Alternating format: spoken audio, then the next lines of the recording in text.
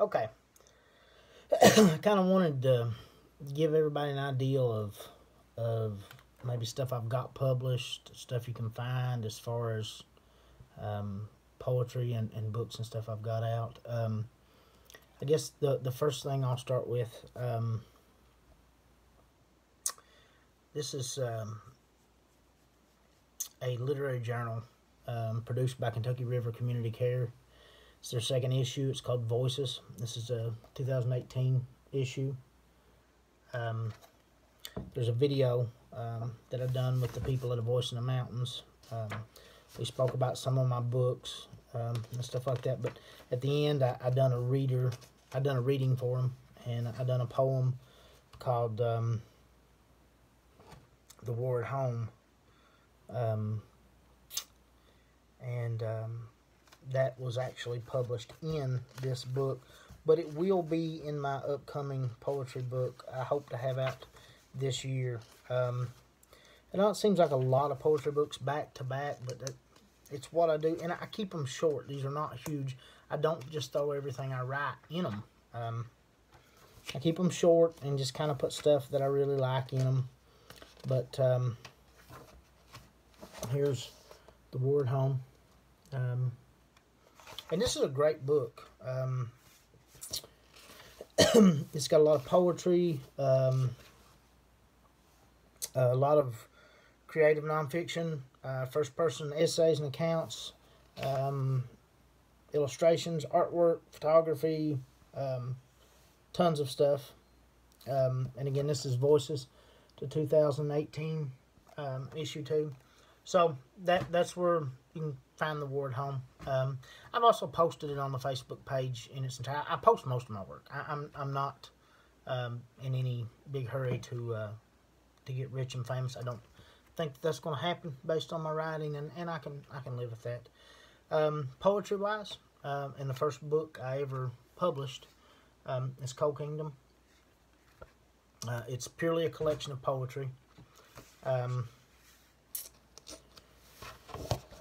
Book was written in memory of my grandfather Ford Honeycutt, who passed away. Also dedicated it to some other people. I'd like to read that dedication part from the book. But I'd also like to dedicate parts of this book to my friend Eric Fugit, who was taken way too soon. You know, we all lose people, and I think that it obviously affects us one way or the other. In this instance, you know, his loss did motivate me some to do some things that I'd never done. But before writing this book, I'd lost 2 uncles, one on each side, and a grandfather on each side. And my grandfather, Estel, and my uncle, Jerry, on my father's side, I didn't really know. And you know, I would like to think, you know, I was so young when they passed away, they didn't get a chance to know me. And that, you know, if given the opportunity to read this book, you know, it's dedicated to them, that maybe it would give them a glimpse into who I am. You know, so I dedicated part of the book to them. And, you know, my grandfather Ford and my Uncle Glenn were a huge influence on this book and how it was written. This is the book. Shameless plug time. It is available on Amazon. It is available for Amazon Prime free shipping if you have Amazon Prime. I'm going to do another book. I'm going to do a video on each book individual. This is just kind of overview of the books. So that's Coal Kingdom. Right after Coal Kingdom, I wrote a book with my son. God, everyone is different, just like me. He and I sit down and brainstorm this out. He has some sensory issues, autism with sensory processing, high-level functioning autistic. His biggest concern a lot of times is I think he feels like he can't do some things other kids do, and that does bother him to some degree, especially, you know, he wants to eat lunch at lunch, and he has to eat certain foods that he will eat. So this book is more just kind of a reflection on that, on what sensory processing issues some kids have, and how they make them feel, and how they react. We did some little artwork in it, nothing major. He and I have done a lot of speaking engagements with this book to grade school stuff. I believe this book really could help kids with or without sensory issues or autism issues, just because I think it helps kids kind of see the difference in other people, and in the earlier I think you can point that out to them, the better. I'm not looking at it as coddling or anything like that. It's, this person's different. You know, let that person that is different make that a strength and not a weakness, or not something that makes them feel less than. And let kids that see those differences know how to process, because kids don't know how to process things unless we teach them how to process. They have a limited system for processing things like that, and you know, if left alone, it doesn't develop the way it needs to. But this also is available on Amazon with Prime shipping. Probably for a much younger reading level, and the story itself, I would say probably preschool to 2nd, 3rd grade. You know, and we are still available to come to schools with this book, my son and I. Just get up with us through the Facebook page, author J. Perkins on Facebook, and message us or email us at authorjperk@gmail.com, and set up, and we'll try to get there. We've got one in the works that I can't announce right now because I don't have a definite date on it. Then the newest book, The Boy with Super Hearing. Very much in the vein of Everyone is Different, just like me. Kids book, very short, probably that preschool to 2nd, maybe 3rd grade level. This one is written with probably a lower level of reading skill required. This book I was on the fence about, and I'll tell you why. Production wise, this book isn't quite as, and by no means is Everyone is Different, just like me, flashy, but you know, it's a little more plain Jane.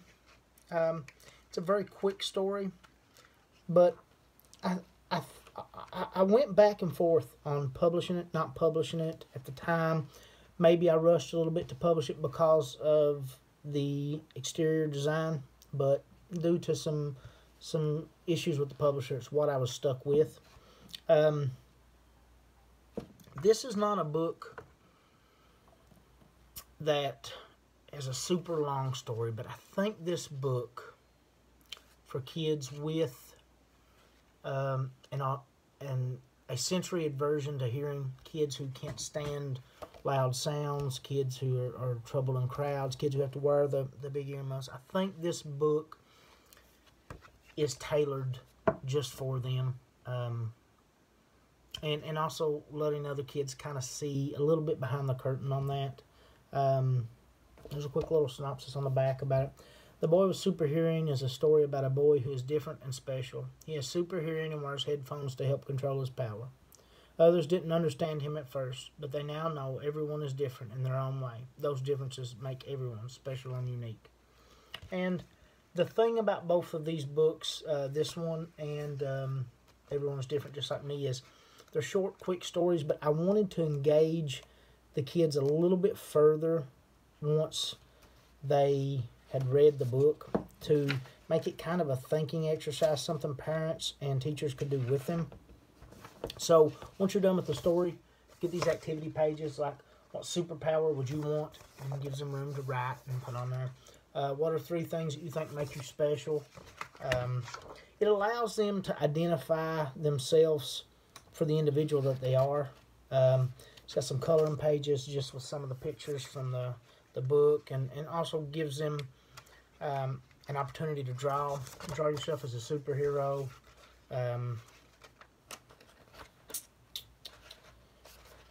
free draw spaces, draw your favorite superhero. So that, and I've done the same thing with Everyone is Different, just like me. Go to the back, and you've got what's your favorite foods and all that. So it allows parents to, once the book is over, to interact with the kids. And we'll go over that as I do individual videos about each book. But I think that was a, something that I wanted it to be more than just a read it once and toss it. I think kids should be able to draw through that book from beginning to end.